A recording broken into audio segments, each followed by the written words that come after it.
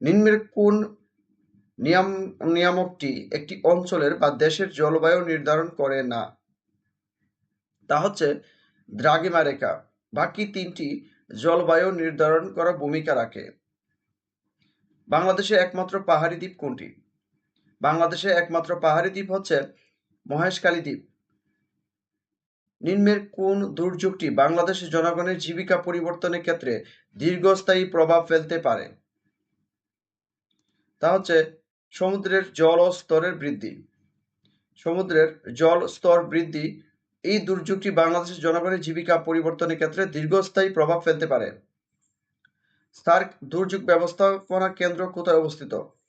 SAARC দুর্যোগ ব্যবস্থাপনা কেন্দ্র অবস্থিত গুজরাটে, Bharat. Birampur hard Coke limited কোন জেলায় অবস্থিত? বিরামপুর হার্ড কোক লিমিটেড অবস্থিত দিনাজপুর জেলায়।